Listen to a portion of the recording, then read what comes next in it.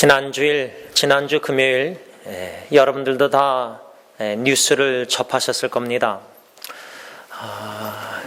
테러리스트 젊은이들이 프랑스의 6군데, 7군데를 폭탄을 터뜨리고 총으로 난사해서 수많은 인명피해를 보았습니다. 저는 그 뉴스를 접할 때 처음에 믿기지가 않았습니다. 이게 전에 있었던 일인가? 이게 어떤 이런 일이 진짜 오늘 일어난 것인가? 근데 뉴스를 계속 접할 때에 실제로 이 프랑스에서 이런 테러리스트들이 공격을 해서 참 죄 없는, 아무 잘못 없는 이런 수많은 사람들이 죽었을 때에 그 가족 식구들, 사랑하는 자녀, 사랑하는 사람들을 갑자기 떠나보낸 그 유가족들의 마음은 어떠할까?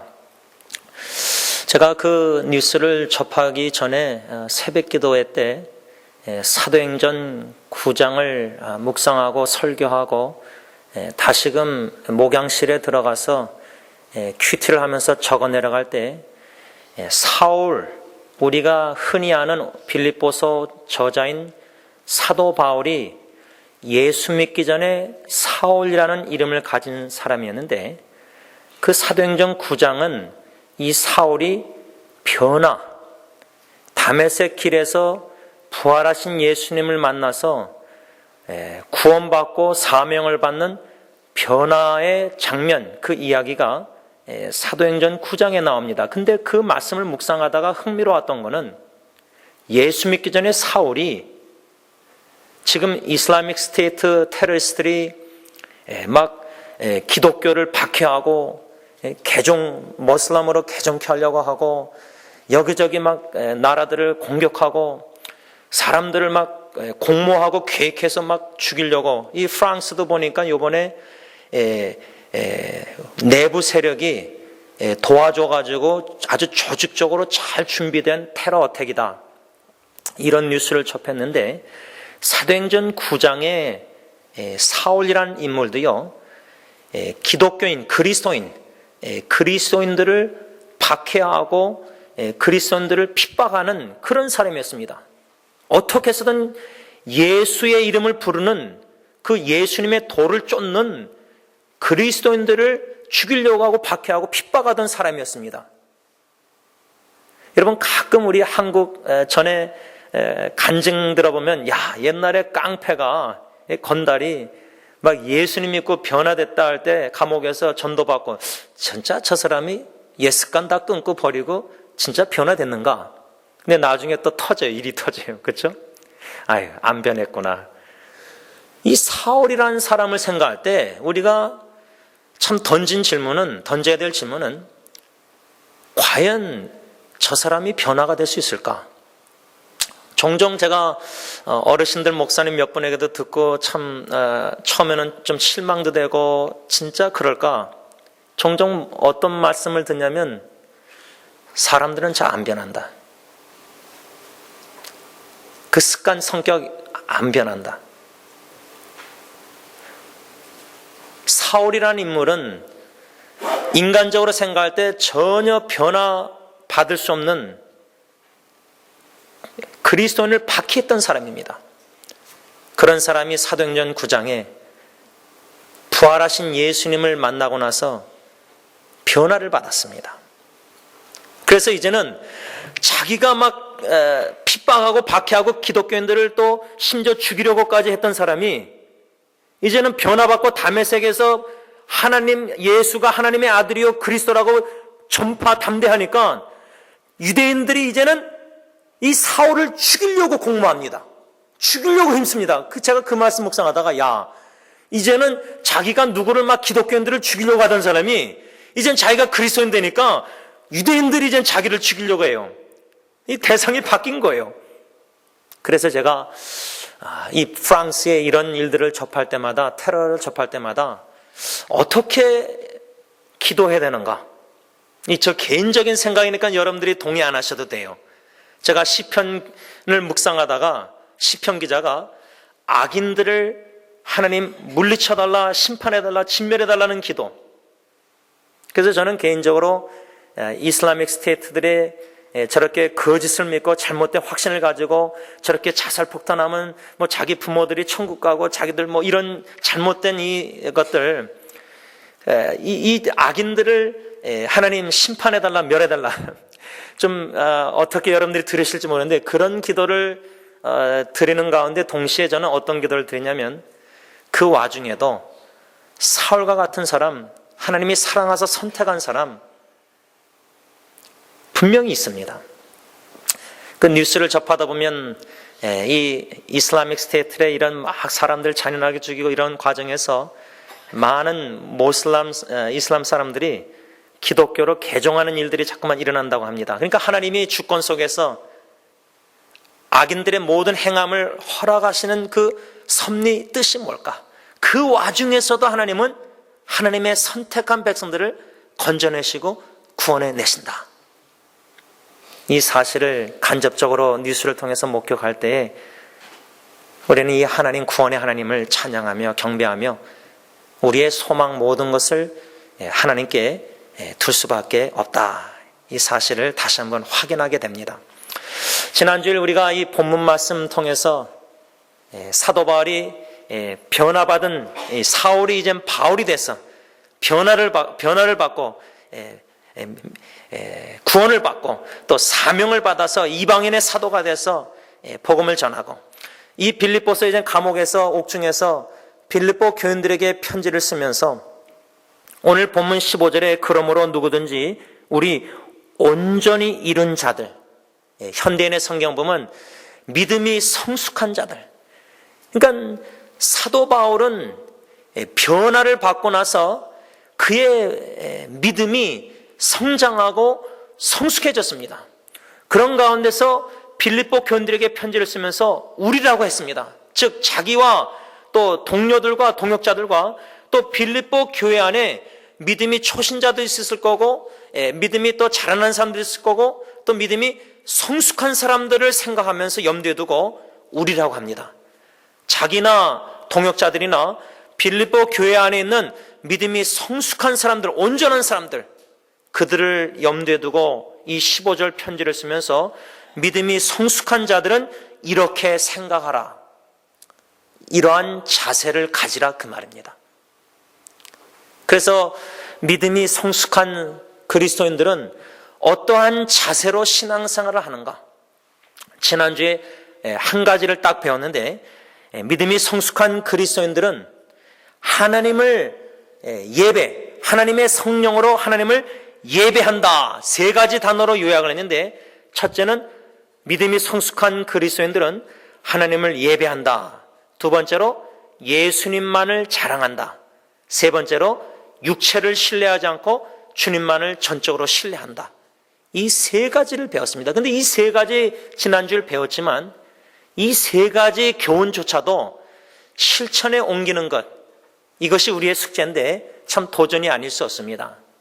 이 숙제를 내가 해야 되는가, 책임감을 가지고 한다는 것, 그것도 귀하지만 더 중요한 건, 더 귀한 거는 왜 믿음이 성숙한 성도들은 왜 하나님을 예배하고 왜 주님 예수님만 자랑하고 왜 나의 육신의 것들을 신뢰하지 않는가, 오직 주님만 신뢰하는가?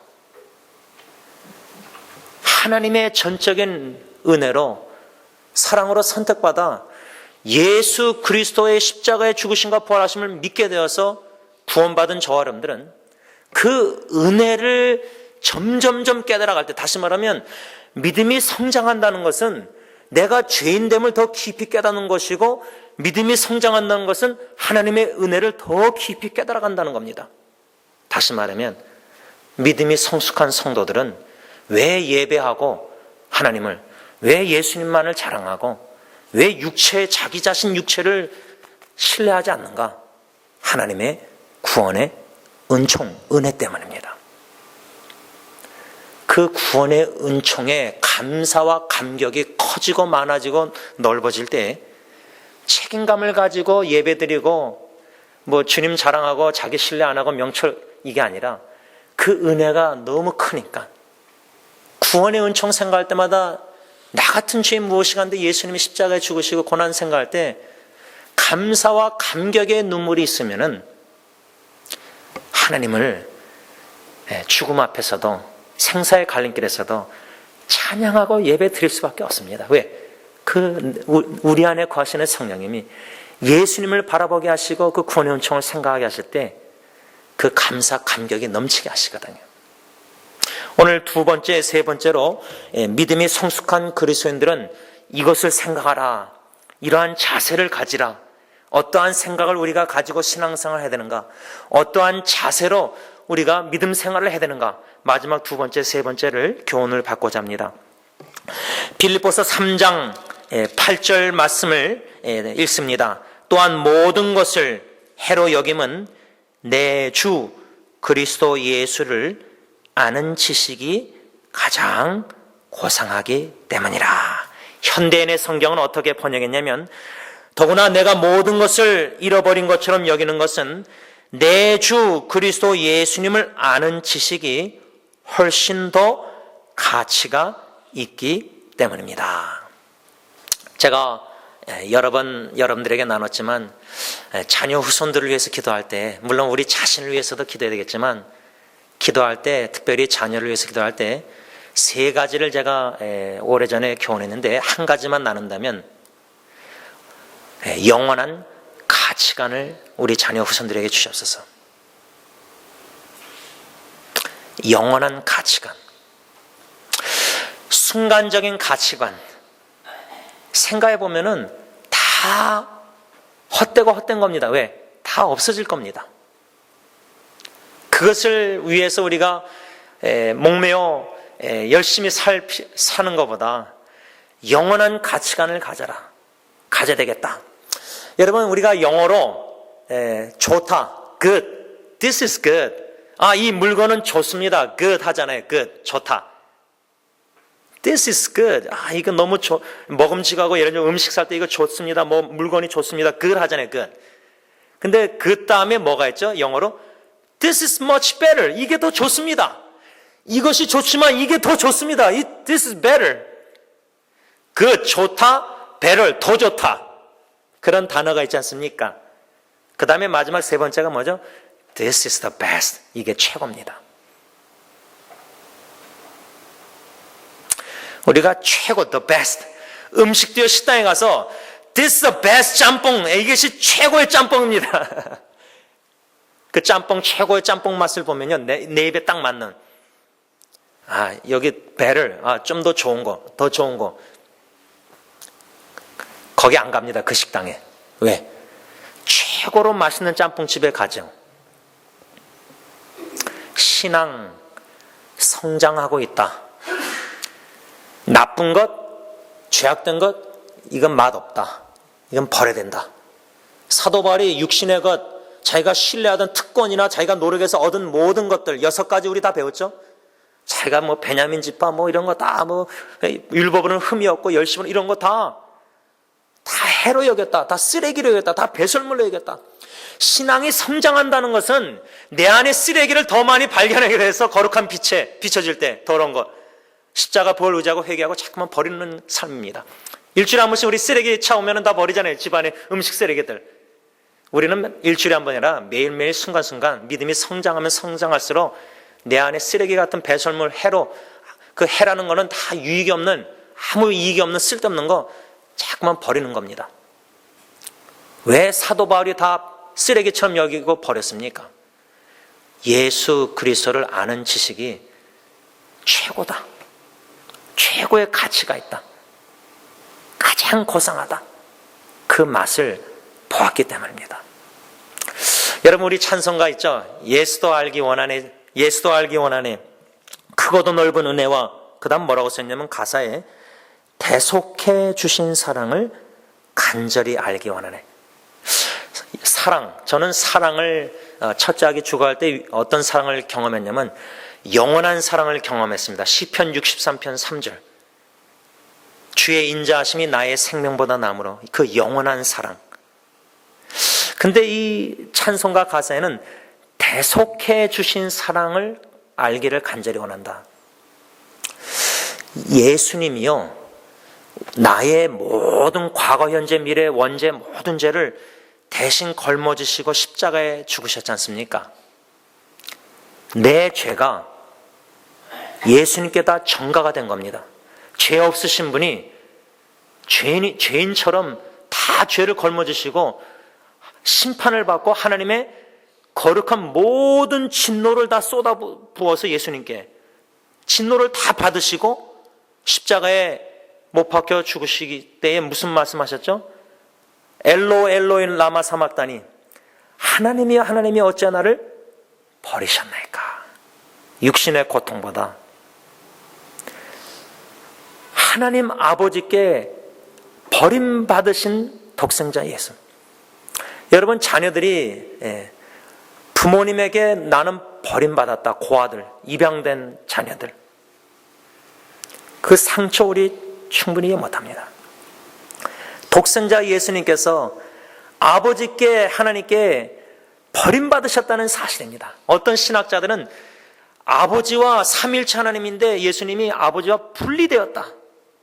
또 어떤 분은 심하게 3일 동안 무덤에 계실 때 지옥까지 경험하셨다. 그 정도로 고통을 겪으셨다. 하늘의 영광의 보좌를 다 버리시고 이 천하고 낮은 베들레헴 이 지구에 오신 것뿐만 아니라 지옥의 고통까지 겪으셨다. 왜 그렇게 하셨느냐? 나를 구원하시고자.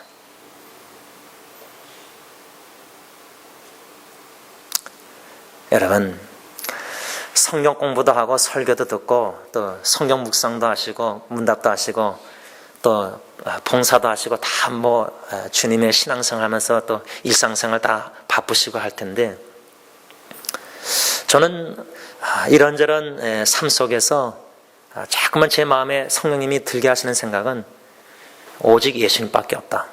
결론이에요. 가정을 생각할 때도 오직 예수, 교회를 생각해도 오직 예수. 이 사회 세상 참 얼마나, 제가 아내하고 대하면서 9.11 사건 이후로 지금 이 전 세계가 엄청나게 더 혼돈과 악하고 좀 악이 막 들춰지고 사람들이 끝까지 가는 것 같고 참 너무나 어지러운 세상이 됐어요. 참 주님 오실 날이 점점 더 가까웠다는 생각이 더 들고요. 나의 기쁨, 나의 생명, 나의 소망은 오직 예수님밖에 없다. 그 예수님을 더욱더 힘써 알아가야 된다, 그 말입니다. 승리 장로교회를 약속의 말씀을 받고 한국에서 미국으로 여기 오게 하실 때 마태복음 16장 18절 말씀 문맥에서 보면은, 제가 교회를 위해서 기도할 때 그 기도 제목 중에 하나가 우리 온 세사역 식구들이 예수 그리스도를 알아가는 지식에서 자라나게 하옵소서. 신앙은 물론 지식과 감정과 의지, 전인격에 다 개입이 되는 건데, 감정적으로 막 주님을 섬기고 열심으로 막 섬기고 이것도 중요하지만 이 모든 것, 의지나 감정도 말씀, 이성적인 말씀 지식에 근거한 감정과 의지가 돼야 됩니다. 믿음이란 그 말씀, 성경, 예수를 아는 지식입니다. 거기서부터 시작이 됩니다. 그래서 우리의 목표가 성경에서 말씀하고 있는, 하나님이 말씀하고 있는, 계시하고 있는 예수 그리스도, 예수님은 누구신가? 이 사울이라는 사람은, 바울이라는 사람은 예수는 메시아 하나님의 아들이 절대 아니다. 그랬기 때문에 전염병으로 생각하고 극단으로 생각하고, 그래서 기독교인들을 박해하는 거예요. 여러분, 지금 이슬라믹 스테이트 이 극단 이 사람들도요, 사탄의 거짓 아버지 거짓말을 진리로 믿고 확신을 가지고 저렇게 막 죽이면은 자기들이 부모가 천국 가고 이렇게 하잖아요. 자살하잖아요. 그런 열정이 있잖아요. 자기 생명을 자기가 폭탄을 그렇게 하잖아요. 왜 그렇게 하죠? 그 사람들이 거짓을 진리로 확신을 갖고 믿기 때문이에요. 그들 나름대로 자살 폭탄하는 건 그 정도로 믿음이 성숙하다는 거예요. 그들의 입장에서는. 여러분, 이게 얼마나 무서운 겁니까? 사도 바울은 빌립보 교인들에게 오늘 이 15절 편지를 써내려가면서 그러므로 하면서 15절에 그러므로 이 접속사는 이미 묵상했지만 저는 이제 3장 전체를 1절부터 14절까지의 결론적인 적용 메시지라고 생각합니다. 그 메시지 중에 오늘 이 3장 8절에 내 주 그리스도 예수를 아는 지식이 가장 고상하다. 이런 신앙의 자세로 믿음이 성숙한 그리스도인들은 이런 생각을 가지고 예수 그리스도를 아는 지식이 가장 고상하고 최고의 가치가 있다. 이런 생각과 이런 신앙 자세를 가지고 믿음 생활을 한다 그 말이에요. 그런 자세로 신앙생활을 한다면은 사도 바울처럼 빌립보 교인들의 믿음이 성숙한 사람들은 무엇을 추구하겠습니까? 예수 그리스도를 더욱더 알기를 원합니다. 그의 대속의 사랑을 더 깊이 알기를 원합니다. 그런 기도와 간절함 속에서 말씀을 파고들고 하나님을 사모하는 마음으로 말씀을 사모하고 예수님을 알기를 더 원하지 않겠습니까? 그런 가운데 말씀을 통해서 내주하시는 성령님의 기도 가운데 예수님을 만나게 하시고 인격적으로 만나게 하시고 그 예수님을 알아갈 때 그 십자가의 대속 그 사랑을 조금 더 지난 주보다 더 알아갈 때 예배 드릴 때 어떻게 예수님을 생각하면서 예배 드리는데 감사 감격이 없겠습니까? 뭉클함이. 그래서 사도 바울은 빌립보서 1장 8절에 편지 쓰면서 예수 그리스도의 심장으로 사모한다. 예수 그리스도 아는 지식이 가장 고상함을 아는 맛본 이 바울은 그 예수 그리스도를 알아갈 때에 그 사랑을 알아갈 때의 대속사랑 그의 심장도 변화를 받은 겁니다. 여러분 우리 마음이 변화가 돼야 됩니다. 한 영혼을 많은 수많은 영혼 아니라 한 영혼을 하나님이 보시는 눈으로 바라보고 하나님이 들으시는 귀로 듣고 신음소리를 듣고 출애굽기 3장 사도행전 보면 내려오셨다 임재하셨다 우리가 함께 있는 겁니다. 함께 있는 거예요. 고통 역경 그런 지체들과 함께 있는 겁니다. 어떤 마음으로? 예수 그리스도의 마음 심장으로 사랑으로. 믿음이 성숙한 그리스도인들은 이렇게 지식과 예수님을 아는 지식, 예수님의 심장, 예수님의 발자취, 손과 발이 돼서 섬기는 겁니다. 그렇게 살아갈 때 사람들이 여러분들 안에서 작은 예수를 보게 됩니다. 사람들이 여러분들을 주목할 겁니다. 사도행전을 보면 그 성전 미문에서 구걸하는 사람이 요한과 사도 베드로 요한이 보고 주목하여 뭔가 얻을까봐 구걸할 때 뭔가 이 사람한테 금은덩어리 돈이나 받을까봐 나사렛 예수님으로 일으켰을 때 사람들이 야 이 부흥사 두 분 목사님이 기도했더니 이 앉은 배가 일어났다 해서 주님의 종들을 주목할 때 믿음이 성숙한 그리스도인들은 사람들이 나를 주목하는 걸 이상히 여깁니다. 내가 무슨 능력, 권능이 있어서 내가 뭔가 경건 신앙이 있어서 이 사람을 낫겠느냐? 베드로는 그렇게 설교합니다. 아니다. 나사렛 예수 그리스도의 이름으로 나를 주목하지 마십시오. 나를 바라보면 실망합니다. 제임스를 봐. 내 안에 작은 예수 그리스도를 여러분들이 볼 수 있길 바랍니다. 여러분, 우리의 믿음이 이렇게 성숙한 그리스도인이 돼서 최고의 가치, 예수 그리스도를 아는 지식이 가장 고상하다는 이 진리 사실을 알고 믿고 경험함으로 그 예수님의 마음으로 우리가 이웃을 섬기고 사랑해야 됩니다. 마지막 세 번째로 믿음이 성숙한 그리스도인들은 어떠한 생각을 하느냐, 어떠한 자세로 신앙생활을 하느냐. 14절 말씀 우리 다 같이 있습니다. 시작. 표대를 향하여 그리스도 예수 안에서 하나님이 위에서 부르신 부름의 상을 위하여 달려가노라. 믿음이 성숙한 그리스도인들의 신앙 자세 생각은 목표, 표대를 향하여 그리스도 예수 안에서 하나님이 위에서 부르신 부름의 상을 위하여 달려간다. 이것을 세 가지로 간략하게 요약하자면, 교훈하자면 우리의 믿음이 성장하고 자라나고 우리의 믿음이 성숙해져 간다면은 세 가지가 분명해야 됩니다. 그 세 가지는 뭐냐면 첫째로 소명의식이 분명해야 됩니다. 믿음이 성숙한 그리스도인은 소명의식이 분명합니다. 사도 바울은 빌립보 교인들에게, 특별히 믿음이 성숙한 그리스도인들에게 염두에 두고 편지 쓰면서, 그러므로 우리 온전히 이룬 자, 믿음이 성숙한 사람들은 이렇게 생각해야 됩니다. 이런 자세로 신앙생활해야 됩니다. 그래서 믿음이 덜 연약한 사람들에게 본이 됩니다. 믿음이 성숙한 사람들은 위에서 하나님이 부르신 그 부름의 확신을 가지고 살아간다.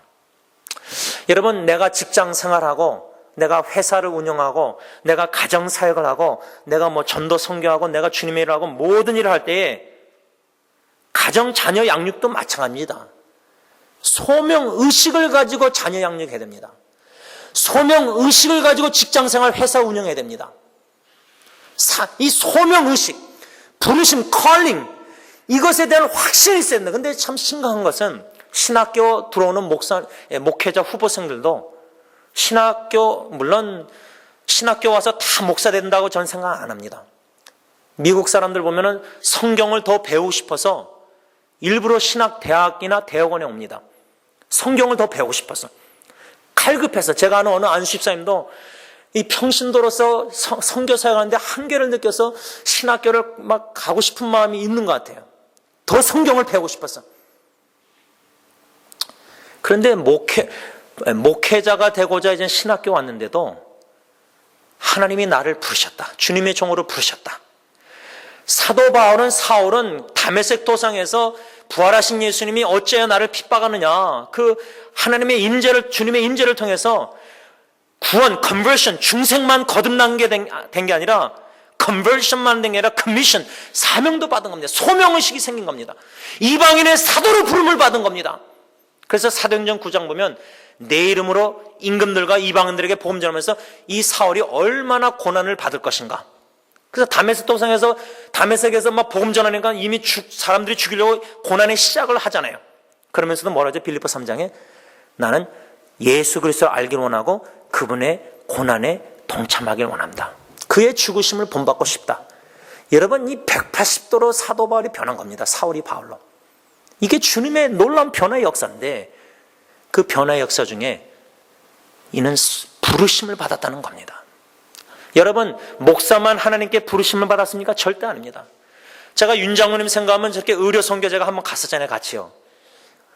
의료 선교로 주님의 복음을, 사랑을 전하는 게 얼마나 더 효과적일 수 있는지 모릅니다.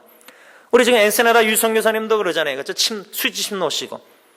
여러분들의 직장, 달란트, 여러분들 모두가 주님이 부르셨습니다. 다 만인 제사장을 생각한다면 우리가 부르심을 받았다는 이 소명의식이 투철하고 분명해야 됩니다. 그래서 내가 직장 생활할 때도 주님이 나를 여기 부르셔서 여기서 일하게 하셨다. 그럼 여기서 어떻게 그리스도의 향기를 드러내고 그리스도의 복음을 전하고 어떻게 그리스도의 선한 영향을 끼치고 예수 그리스도의 아는 지식을 전하고 예수 그리스도의 심장으로 사랑하고 섬길 수 있을까? 내가 손해를 볼지라도. 예수로 충만한 사람들은 직장을 회사 어디 가서나 예수 그리스도를 존귀 영광을 돌리기를 원하는데 사나 죽으나 소명의식이 분명해야 됩니다. 둘째로 믿음이 성숙한 그리스도인들은 사명감이 투철해야 된다. 어떤 분은 사명을 한문으로 번역을 했는데 심부름꾼, 사명감이라는 것은 심부름꾼으로 부름을 받아서 자기의 생명을 순교할 정도로 생명을 걸고 심부름을 완수하는 거예요. 사도 바울은 빌립보 교회 성도들에게, 믿음이 성숙한 교인들에게 소명의식을 분명히 하고 자기처럼 사명감이 투철해서 생명을 걸고 주님의 뜻을 이루어드리기를 원했어요. 여러분, 우리가 환경을 바라보면은 실망하고 낙심하고 걱정, 두려움, 의심, 불안 다 할 수 있습니다. 뭐 공황장애 요즘 보면 뭐 별의별 거 다 나오는데 심리적으로 환경을 바라보면 그럴 수 있지만 우리는 그런 환경 속에서도 사명감에 불타오르는 사람들이 됩니다. 작은 불꽃이 불타오르게 됩니다. 마치 여러분들 우리 1년에 두세 번 우리 야외에 가서 우리 막 갈비 굴 때 우리 집사님들 막 수고할 때 막 석탄 이렇게 올려놓고 뭐 종이에서 불 붙일 때 또 그 기름 붓잖아요. 작은 불꽃 사명감, 그 불꽃에 성령의 불길 태워서 점점 우리가 신앙이 자라나고 성장하고 성숙하고 주님만 바라고 주님을 알아가는 지식에서 자라날 때, 주님이라 할 때 어떤 환경에서도 어차피 사도 바울도 자기 생명을 걸고 은혜의 복음 증거 부르심 사명 완수하기 위해서 자기 생명을 조금 더 귀하게 여기지 않았잖아요. 주 예수보다도 귀한 것이 없음을 알아가면 알아갈수록 다 버릴 수 있을 뿐만 아니라 내 생명도 주님의 그 뜻을 이루어드림에 있어서 다 주님께 맡기고 순교할 수 있다 그 말입니다. 관제가 됐다 그러잖아요. 빌립보서 drink offering, 컵에 있는 물을 다 쏟아붓듯이 진액을 쏟아붓듯이 주님의 뜻을 완수하면서 자기 기도의 눈물 모든 걸 다 쏟아붓는 거예요. 진액을, 생명을 아예 그쪽으로 다 진액을 쏟는 거예요. 세상 사람들 볼 때는 야, 저 사람은 왜 저렇게 인생 훌륭한 달란트 다 있는데 왜 저렇게 허비하는가? Why waste? 짐 엘리엇이 에콰도르에서 5명하고 순교당할 때 타임즈 매거진에 Why waste? 젊은 20대 이 유망주들이 왜 이렇게 딴 나라 미종족에 가서 저렇게 죽는가? 왜 허비하는가? 사람들은 이해 못합니다. 사명감을 불타올라서 주님의 뜻을 이루다 죽는 거 이해 못합니다. 허비라고 생각합니다. 그러나 성도의 죽음은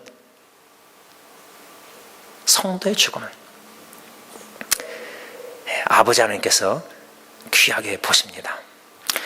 마지막 세 번째로 믿음이 성숙한 그리스도인들은 목표를 향하여 전진해 나아간다. 목적에 이끌림을 받는 삶을 산다. 앞에 있는 것을 잡으려고 뒤에 있는 것은 잊어버리고 앞으로 전진해 나간다. 말씀을 정리하고자 합니다. 여러분, 하나님은 충분히 어느 누구 같은 핍박자라도 이슬라믹 스테이트 어떤 사람이라도 악인이라도 살인자라도 우리 하나님은 충분히 사람을 변화시킬 수 있으시는 능력이 있으신 분입니다. 우리가 볼 때 저 사람은 절대 안 변해. 교회 20-30년 나도 절대 안 변해. 어쩌면 그거는 내가 변하고 있지 않다는 증거일 수도 있습니다. 그렇게 말하는 이유가. 변하지 않으니까 육의 눈으로 자꾸만 사람을 바라보는 거죠. 내가 예수 그리스도 아는 지식, 가장 고상한 지식에서 자라나고 예수 그리스도의 심장으로 영혼들을 사랑하고 사모하고 섬기고 순종하고 소명의식을 가지고 사명감에 불타오르면서 주님 표대 목표를 향해서 앞으로 전진을 나가고 있다면 하나님은 한 영혼을 변화시킬 뿐만 아니라 한 영혼을 죄악에서 건져내시고 구원내시고 구원의 은총만 베푸실 뿐만 아니라 하늘에서 부르시고 소명을 주시고 사명에 불타오르게 하시고 그 표대 목표를 향해서 오늘도 달려가게 하신다 그 말입니다. 여러분, 마지막 다 달리고 나서 사도 바울처럼 신앙의 경주를 이제 종착점에 다 와서 골라인에 다 와서 나는 선한 싸움을 쌓았습니다. 나는 믿음을 지켰습니다. 저는 이 말씀, 믿음을 지켰다. 여러분, 믿음 지킨다는 게 얼마나 도전인지 모릅니다. 지금 이 유혹이 많은 세대. 나는 믿음을 지켰습니다.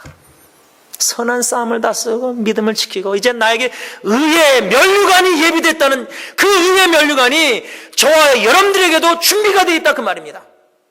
그의 의의 면류관을 사모하면서 이 신앙의 경주를 끝까지 완주하고 믿음으로 승리하는 저 여러분들이 될 수 있기를 바랍니다. 기도하겠습니다.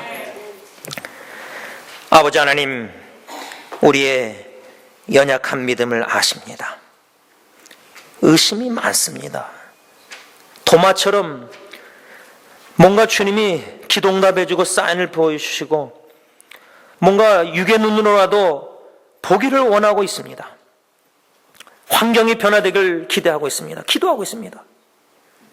그런데 하나님은 내가 접한 어려운 환경을 변화시키기 전에 내 마음, 우리 마음을 먼저 변화시키는 줄 믿고 감사함을 드립니다. 환경의 변화는 잠시뿐인데 마음의 변화는 믿음의 성장은 앞으로 어떤 역경과 환경이 어려울지라도 성숙해져가는 성장하는 믿음은 그 환경을 뚫고 나가고 극복하고 인내하고 견딜 수 있을 줄 믿습니다.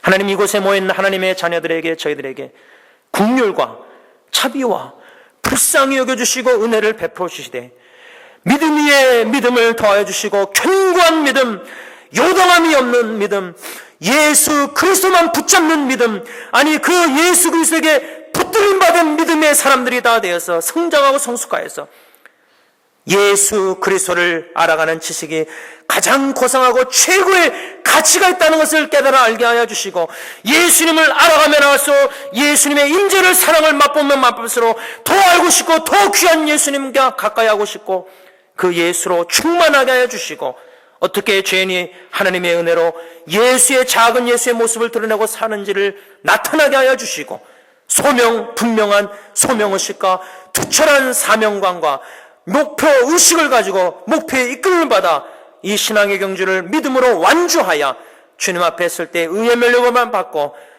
착하고 충성된 종아 잘했다 칭찬받는 하나님의 일꾼들이 다 되게 하여 주시옵소서. 예수님의 이름으로 간절히 기도를 올리옵나이다. 아멘. 우리 다